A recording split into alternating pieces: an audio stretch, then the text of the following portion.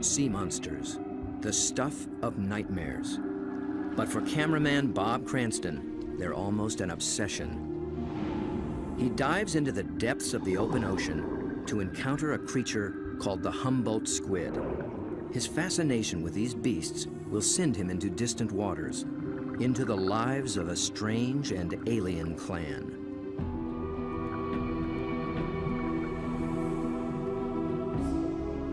They are masters of disguise. Their skin ripples with living light. Bob will seek out experts familiar with their ways.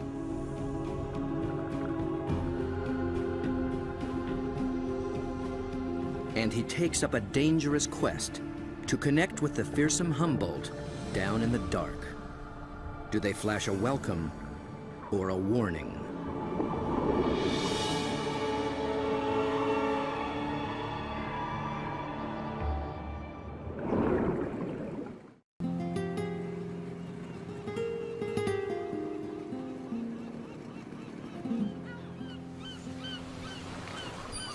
Deep in the waters of the Sea of Cortez, far below the sunlit surface, lurks a creature the locals call the Red Devil.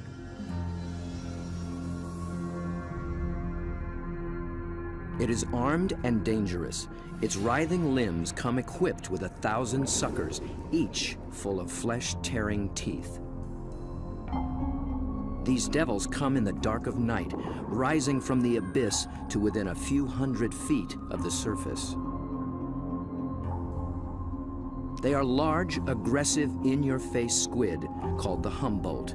They're one of the most formidable predators in the ocean, and almost nothing is known about them.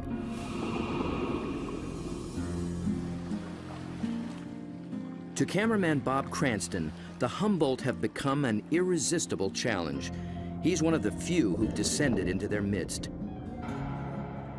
at depths where others fear to follow. But his last encounter was a close call. It was 3 years ago in these very waters. Bob's goal was to film these beasts up close in the open ocean. The usual white filming lights create a circle of light that acts like a wall, keeping the squid at bay. So Bob descended with red lights that diffuse almost immediately.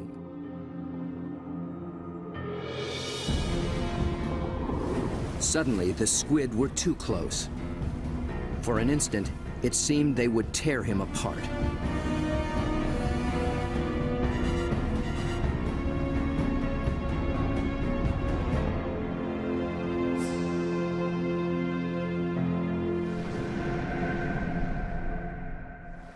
It was an intense encounter that only fueled his fascination for the Humboldt. They came right for me with no fear. That got my adrenaline going. Suddenly, I was really interested in everything about these guys. I wanted to meet more of their kind. Squid and their relatives live in every ocean. Getting to know the family will take Bob on quite a journey. And if diving with red devils is anything to go by, he'll need the help of some top-notch guides.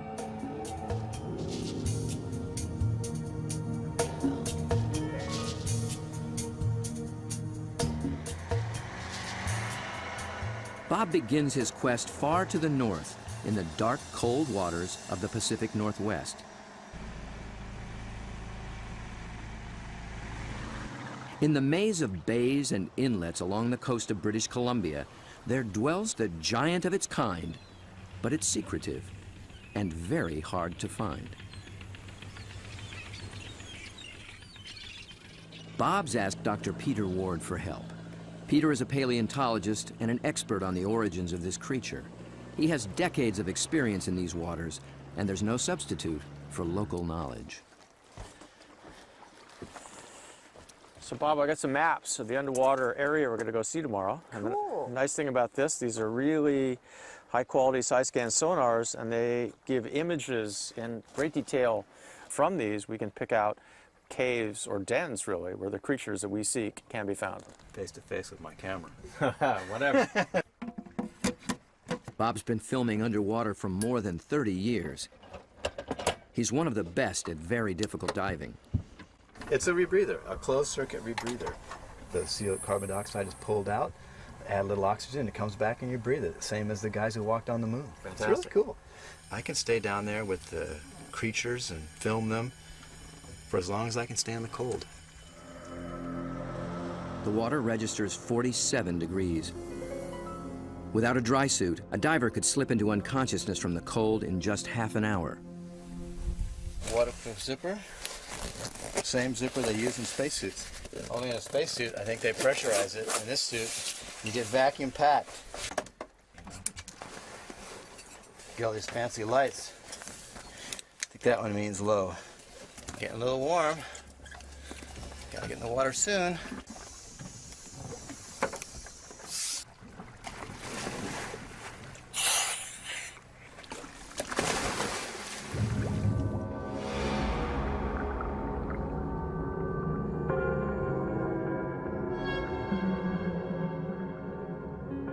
These gloomy green depths are called the Emerald Sea, and although cold, they are rich in oxygen and nutrients. The combination allows creatures to reach enormous size. Down at 60 feet, Bob and Peter pick up a trail of broken and discarded shells. A dead giveaway. Something strong and very hungry has come this way, and often.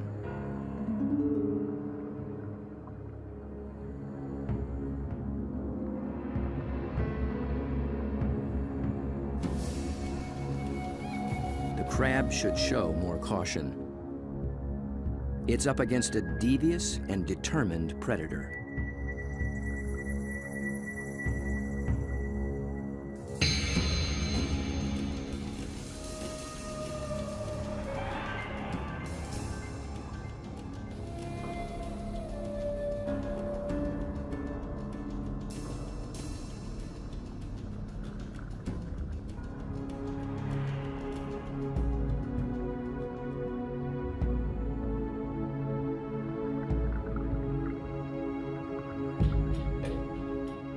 As Bob approaches, his quarry appears to have found him.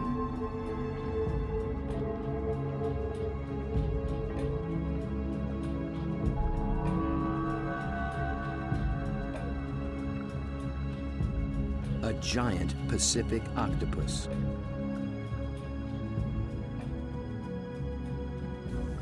Eight arms of sinewy muscle lined with grasping suckers reach out and gently explore the strange intruder.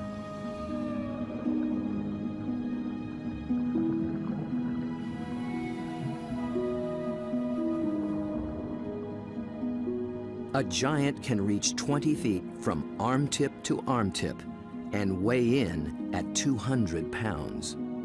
It's the largest octopus in the great clan called the cephalopods, the group that unites the octopus and squid. It's an ancient tribe, the first large predators in the sea. To this curious female, we're a brand new species.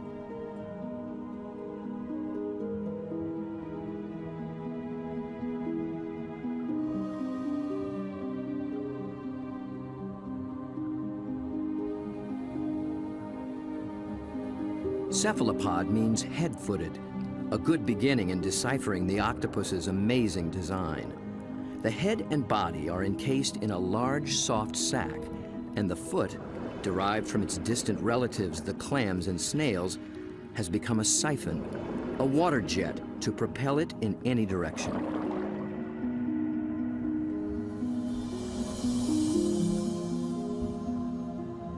A long time ago, its ancestors were a shell, but the octopus has given that up. Yet for creatures with such tasty flesh, the lack of protection presents a problem. The cephalopod solution?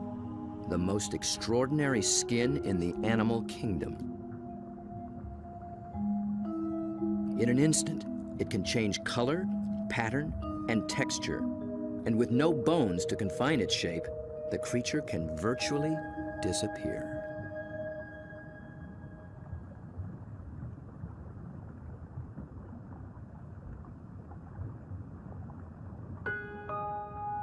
Another female lies sequestered in her den, tending to her brood of eggs. She lays up to 100,000 just once in her life.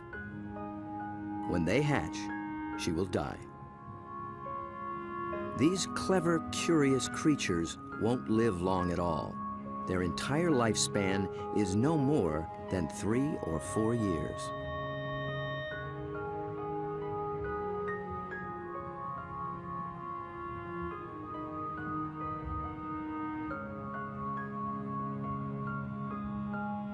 The transparent babies are no bigger than a grain of rice, but within a year, they'll be giants.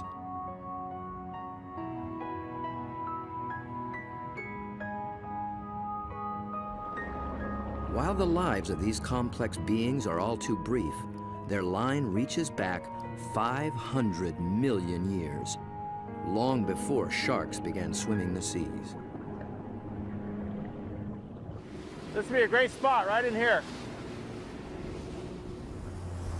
Peter Ward has spent 35 years delving into cephalopod family secrets. He's brought Bob to a special outcropping of rocks.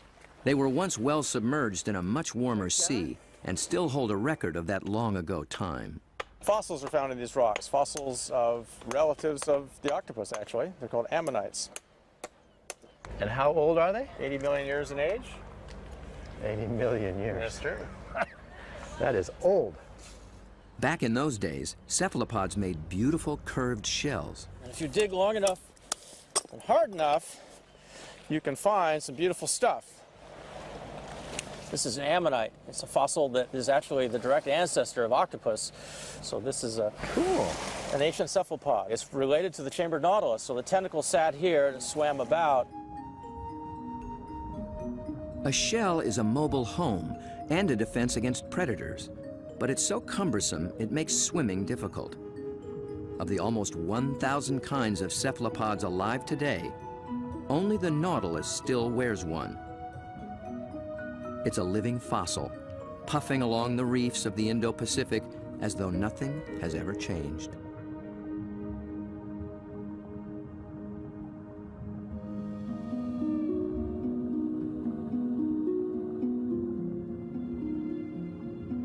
Bob returns for one last dive with the octopus.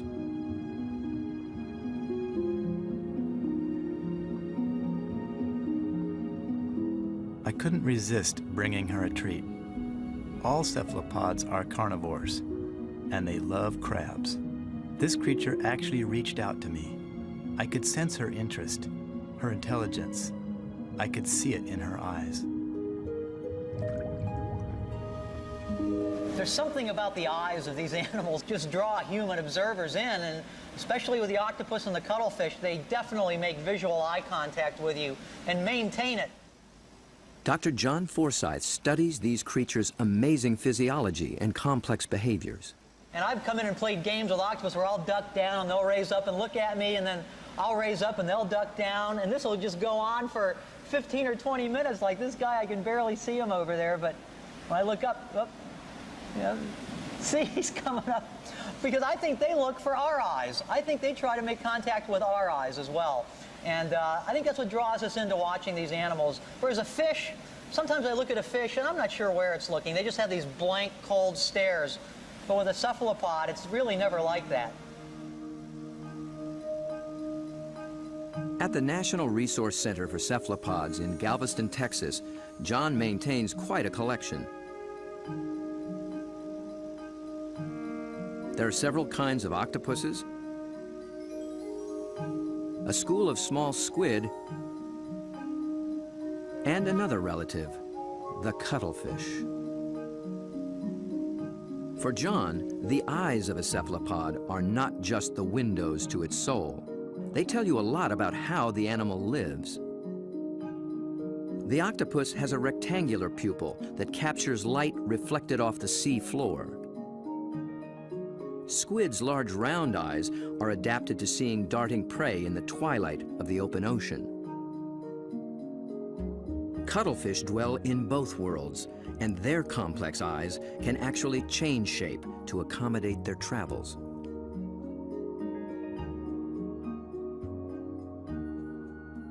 But it's not in their eerie eyes that cephalopods reveal their inner feelings. It's in their remarkable skin. Millions of tiny sacs of pigment, called chromatophores, dot their skin, each controlled by minute muscles. With a little flexing, a cephalopod can flash with rippling bands of color.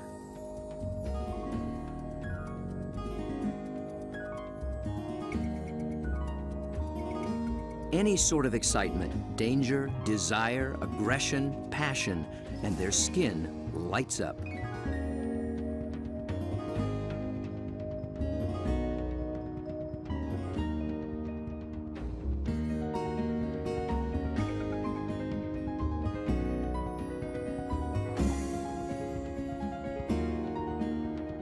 For creatures with no vocal abilities at all, this is the way they communicate, in a language of light and color.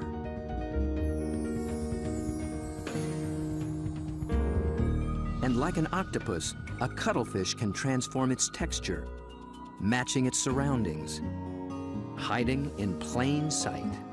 Given their camouflage capabilities, it's no wonder we're still learning just how many kinds there are.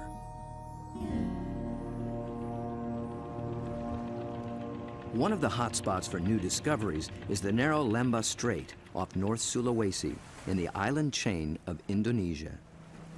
It's a pretty scenic spot they put out for this joint, isn't it? I mean, it's magical. John and Bob have come here looking for new species of cephalopods.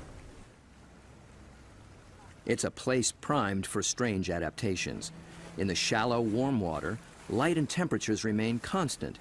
But the channels, inlets, bays, and lagoons create many small separate habitats, and that leads to high diversity. This is John's fourth trip to Lembah Strait, and each time something surprising turns up. He's brought Bob to a spot called Ritaklari, which in local slang means the muck.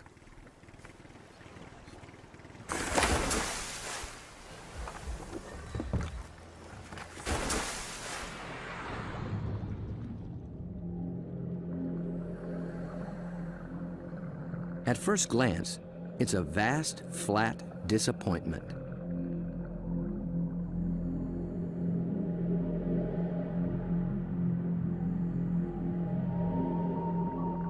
But wait here quietly, and a lot of what looks like sand begins looking back.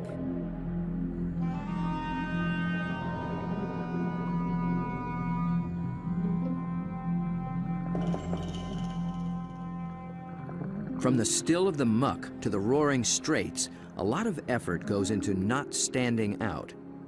Drifting reeds are actually floating razorfish.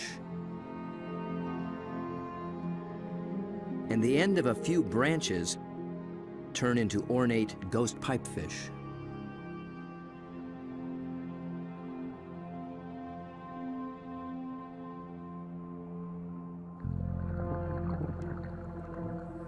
Out in the high-speed tides and swirling eddies, fish work hard to keep their footing, digging into the bottom with spine-like fins. But even creeping along on the seafloor, you still have to make a living.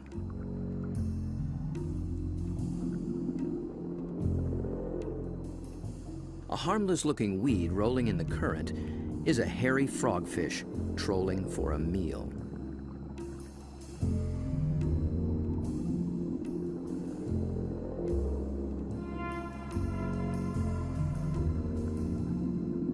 It comes equipped with its own strange lure.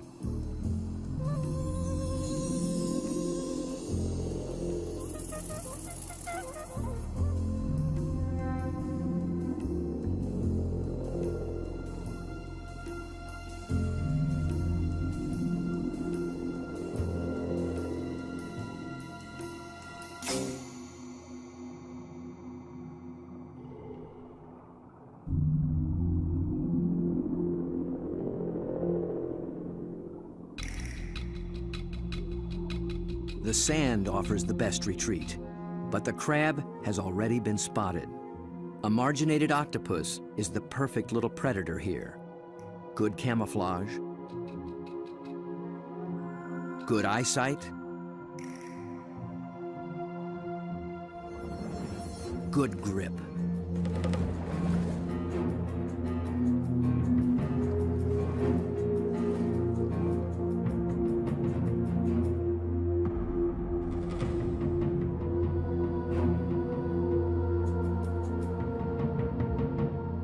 The soft-bodied octopus has one more weapon up its sleeve to subdue the crab's claws: venom. It finds a chink in the crab's armor, injects a neurotoxin, and the struggle is over.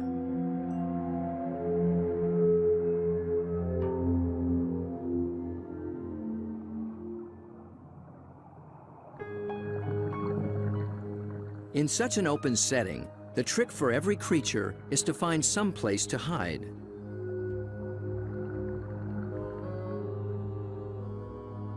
An octopus fits in just about anywhere, and John finds one tucked into a piece of discarded pipe.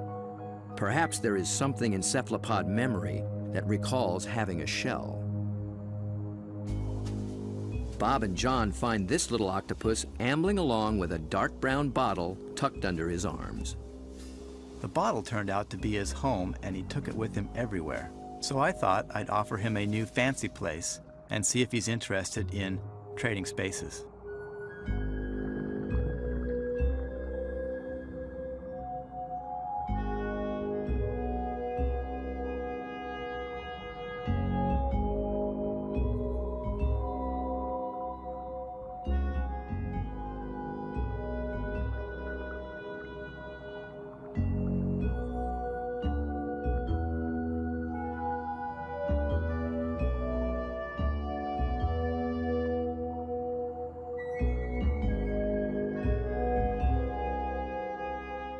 I began to worry he might get confused by this clear glass and wouldn't remember how to get back out.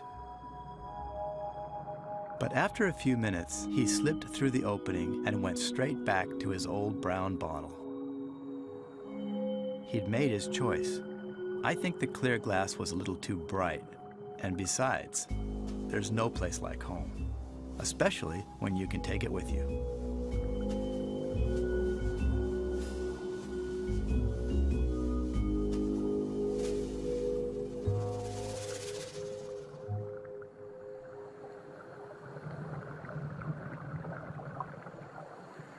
In the husks of old coconut shells, they find the pearl-like eggs of one of John's favorite creatures. It's a tiny cuttlefish that's seldom seen after it hatches. It remains so small and well camouflaged that it takes great practice to find it.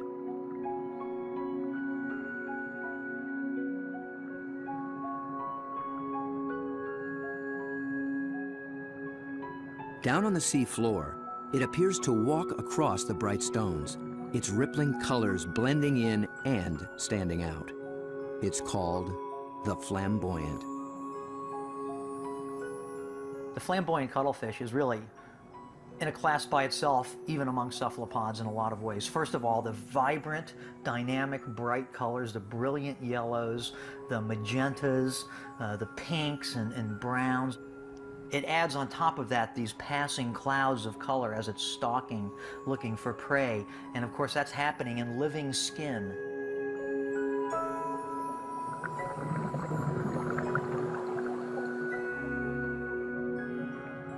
A lot of these animals are surprisingly bold. The flamboyant actually seems to like being under the lights. It begins hunting as soon as we start filming.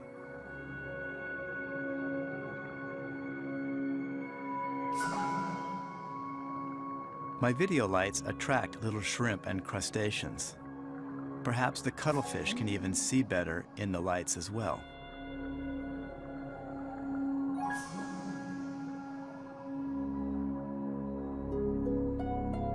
It's only when John sticks out an enormous hand that we see the scale of this little hunter. Next to a 6-foot Humboldt and a giant octopus, it's hard to believe it's one of the family.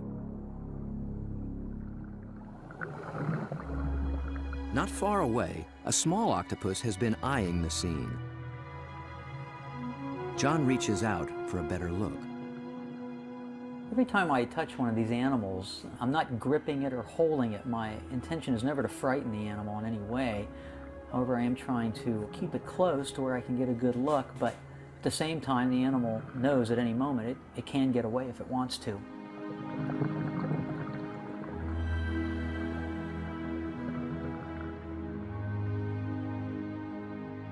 This octopus gets away all too soon. John thinks it may be a brand new species never seen before.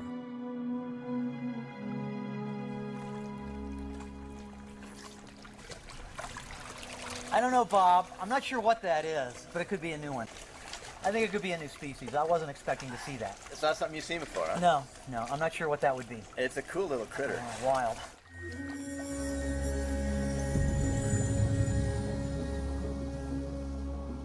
The waters of Sulawesi are full of new discoveries, and one is an octopus designed with a special brand of disguise. It lives in the same waters as the banded sea snake, whose bold stripes announce its potent venom.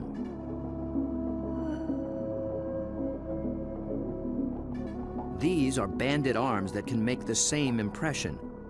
When disturbed, the octopus flashes and intensifies the stripes, becoming a sea serpent, coiled and deadly.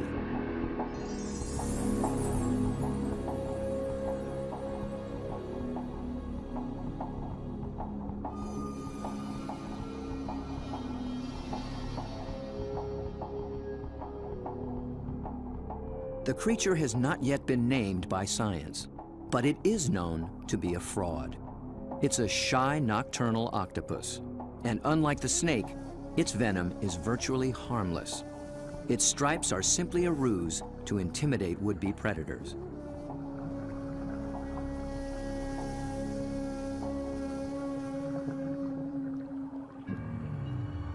The real killer is a delicate, jewel-toned creature, the blue-ringed octopus. The flashing blue neon is no false alarm. Its poison can immobilize every muscle in the human body. There is no antidote. But all it's really after is a crab.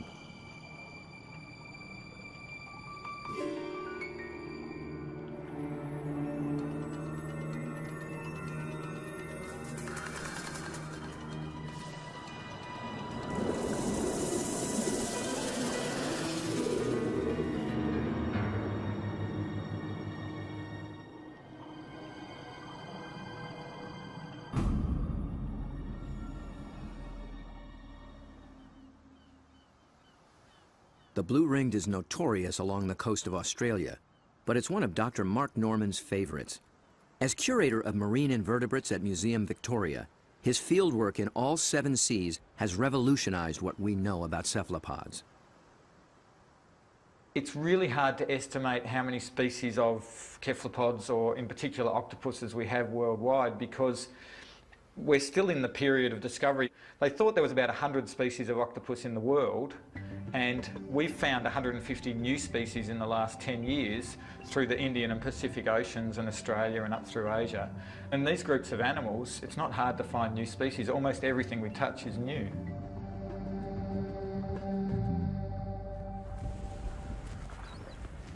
Bob wants to get close to the blue ring in the wild. So Mark, this is a shortcut to the beach? Yep, it's a great place to collect crabs. Through the graveyard, eh? Yep. So are these the bodies of the people who have been bitten by blue ring octopus? No, very few people have died from blue ring bites. He's more likely to have died choking to death on his calamari meal at the local pub.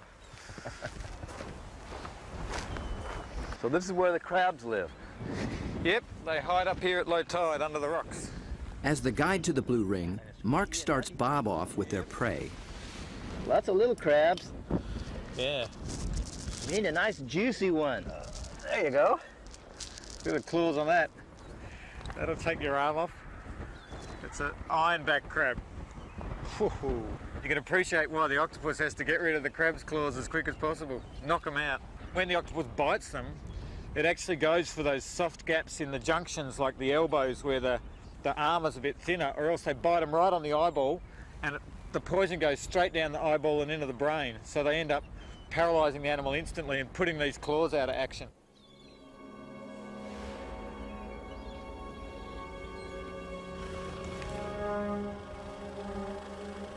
The dive begins after dark, when blue rings are most active. And it's not off some wild remote beach. The deadly blue ring lives just beneath the town pier.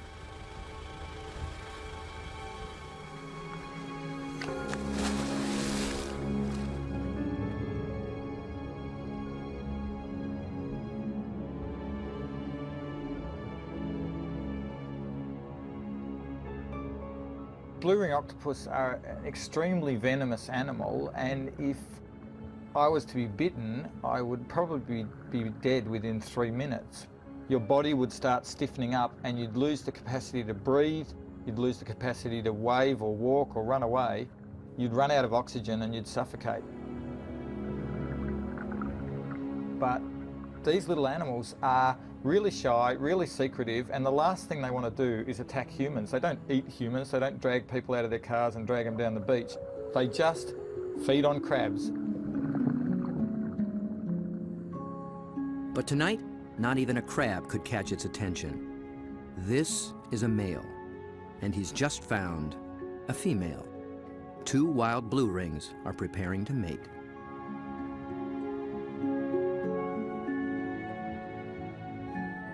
They keep their colors subdued to avoid attracting attention, especially from competing males. No flashing their electric blue. A temporary aquarium helps Bob film what happens next. After a few minutes of courtship, the male gently slips a special arm into the female's gill slit. He's depositing a packet of sperm, which she will use later to fertilize her eggs.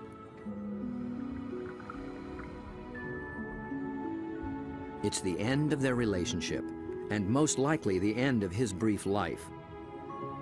That was all he needed to accomplish. Just beneath the very same pier is another cephalopod almost never seen in shallow water. New research finds that they too pack a poisonous punch. But their bright little stripes have earned them a harmless nickname, the pajama squid. I think these cephalopods are the closest to the cartoon characters. Their little black and white suits and their little frilly lashes behind their eyes and the yellow on the top of the eyes, they're just straight out of a comic book. The pajama squid seem to have taken a cue from the blue rings.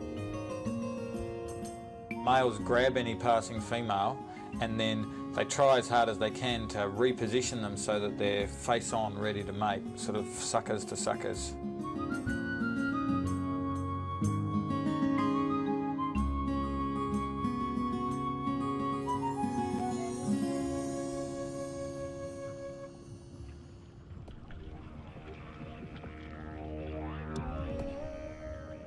The mating season is also picking up off Australia's southwestern coast.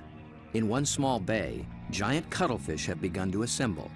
They leave deep water and enter the shallows once a year for 3 to 4 weeks.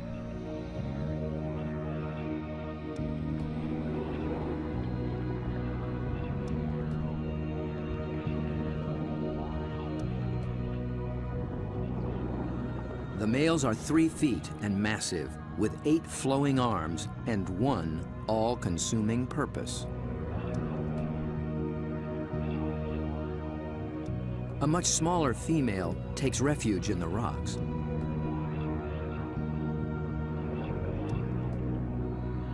The males waste no time taking on their rivals. They flash and ripple with aggression. Their control is so subtle that they can isolate and flex just the flank facing the opposing male. The other flank communicates a solid, dependable side to any nearby female.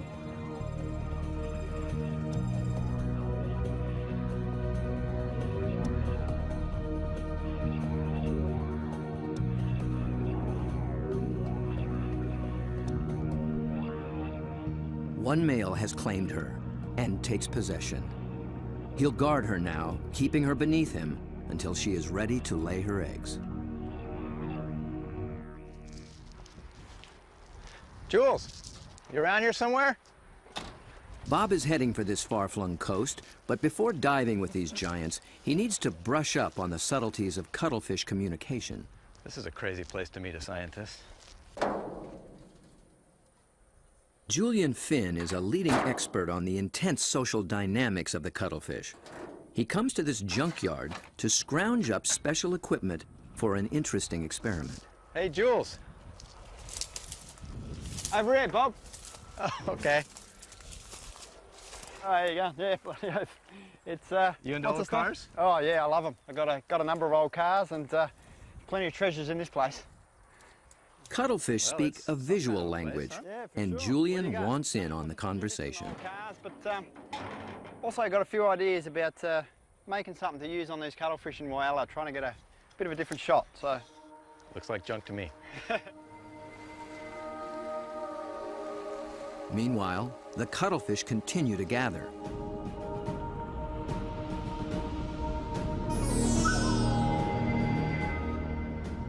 Their complex communication escalates into a kaleidoscope of colors. Opponents toss each other in the rolling tide, and things start getting rough.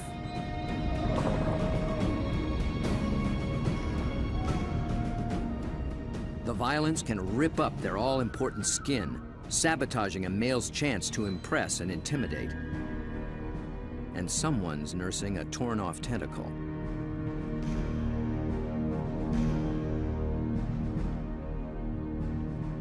In a temporary standoff, a large male guards his female from two other heavyweights, while a little male, too small to take seriously, hovers on the sidelines.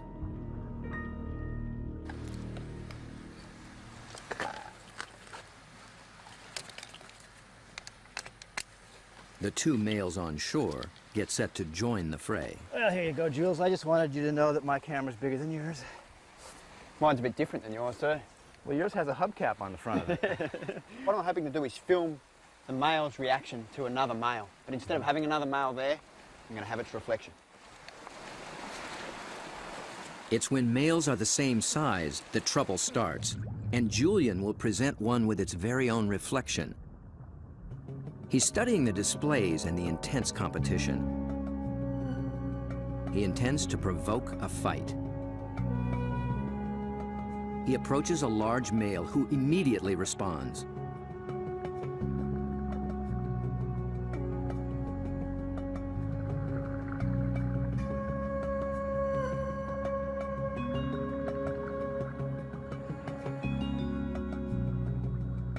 The cuttlefish becomes increasingly absorbed with his own image, but instead of a conflict, the story takes a surprising turn. The small, unimpressive male has sneaked in and begun mating with the unguarded female. He's not signaled, nor flashed, nor dazzled. He simply grabbed the female for his own, making every attempt to look as much like her as possible.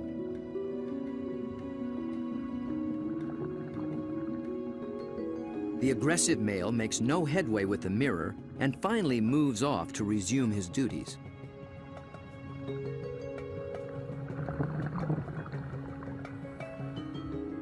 But he's still distracted, still flashing, and doesn't recognize that his female is mating right under his nose. The little male looks so like another female, he doesn't see the threat.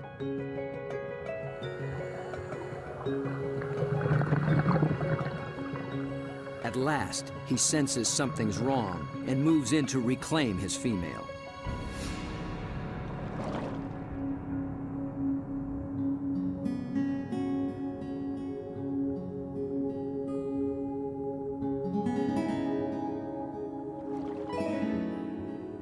To re-establish their relationship, he presents her with the gift of a crab.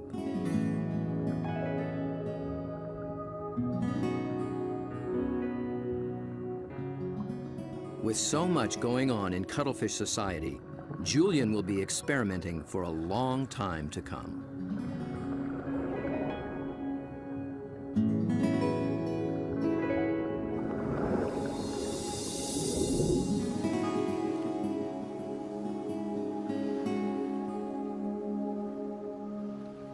Julian's attempt to interact with the cuttlefish and crack their code has given Bob a daring but dangerous idea.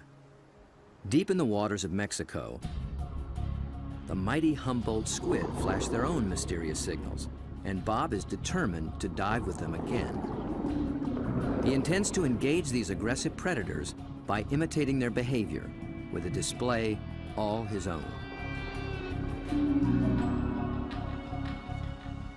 Mark Norman and Julian Finn think he's close to crazy. Sure, you've got the ballooning octopus that can kill you within a few minutes with the poison, yet there's something scarier about a squid that can rip off your flesh and tear out your throat, so to speak. I think you'd be really sensible to work with shark cages with those animals, because the stories I've heard are these massive animals that will effectively skeletonise a cow in a minute because they're such voracious predators. Bob Cranston has no intention of taking this advice. His whole goal is to interact with these squid on their terms, in their world.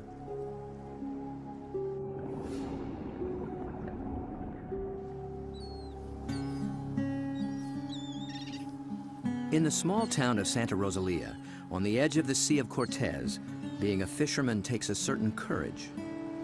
Lose people, every other year somebody dies. I had a friend that they found floating in the ocean last year. It's lucky they found him because they're carnivorous. They'll eat you. I mean, they will eat you. The squid will eat you. If you fall into the ocean, they'll get you with their tentacles. You'll drown, and then they'll, all the rest of them will just eat you.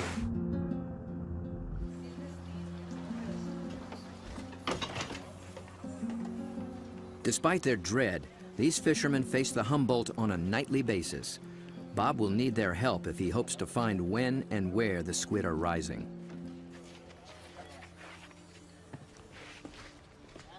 Alberto. When the Humboldt flash on and off, Bob intends to flash right back. Yo no sé. This is a flashlight, big flashlight for squid. We're gonna... Estos loco, see? Bob knows perhaps better than anyone just what Humboldt are capable of.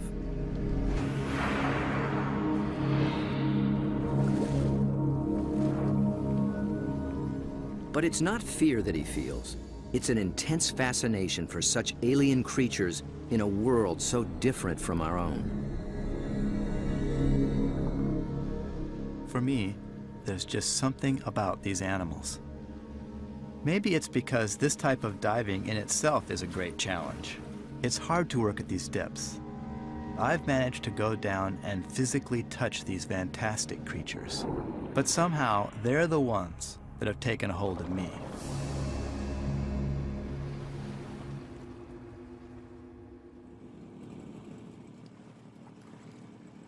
He's 12 miles from shore. Aside from his assistant cameraman, there'll be no backup down below, and no source of help at all topside. There's not so much as a radio on this little boat. These are small boats, it's a big ocean. There's a language barrier between me and the fishermen who think I'm crazy to dive in the water anyway. If I disappear and drift away from this boat, the fishermen will just think the squid ate me and they won't even bother coming to look for me. Yet Bob has confidence in his own experience and in his plan. I've made up this light tube and filled it with strobe lights. The idea is that the Humboldt squid flash for communications. They flash at each other, they flash at the divers, and so I hope to elicit some kind of a reaction from these animals with this light tube.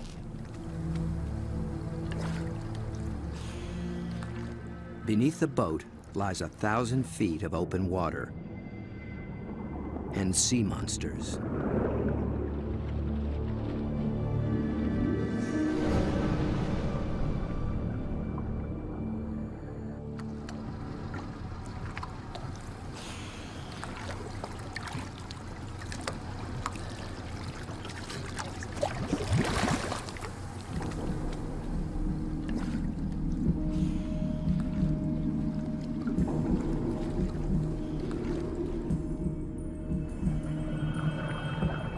Bob descends, his homemade lightsaber a beacon in the utter darkness.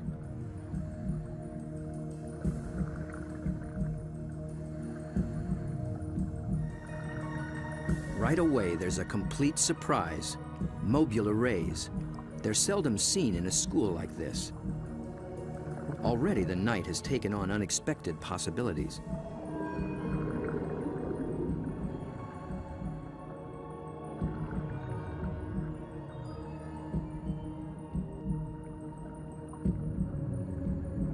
With his depth gauge reading 150 feet, Bob figures he's in squid waters. He powers up.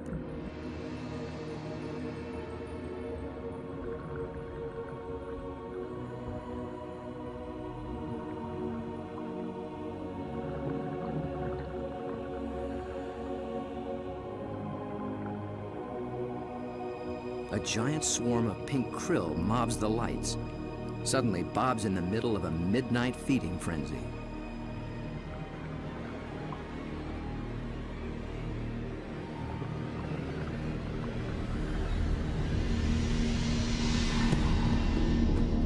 Then, rocketing up from below, Humboldt squid.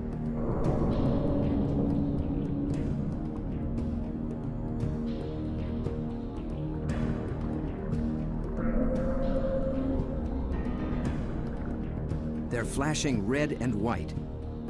Bob tries to get clear of the krill into better visibility. And he's caught the squid's attention.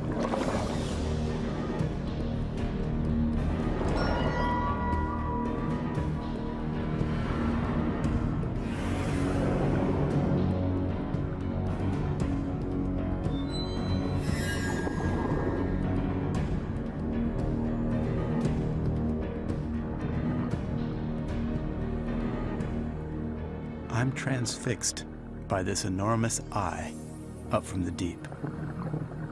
I can sense this creature thinking, but I can't imagine what.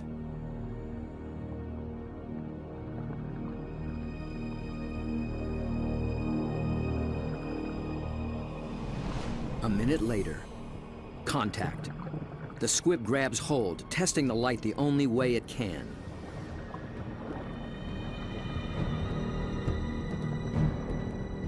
The feel of hard plastic must come as a surprise, and it circles me as though curious. Then, it comes back for more. This time, the aggression is gone. It just seems interested. Amazing.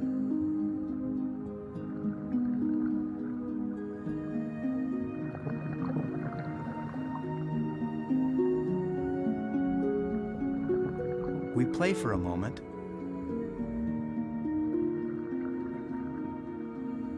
Then suddenly, it's over.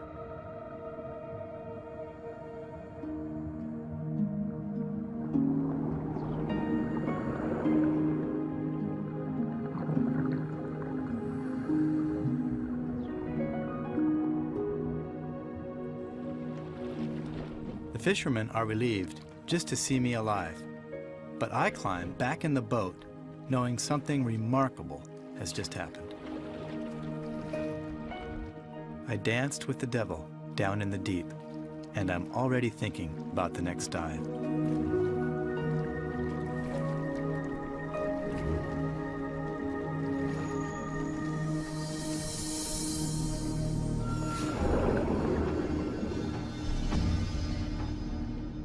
It's certain that Bob will return to dive again with the mysterious Humboldt, perhaps with a new strategy on how to make contact.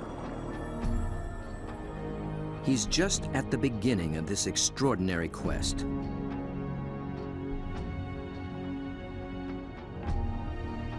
But who will he meet next time in the waters below? Friend or foe?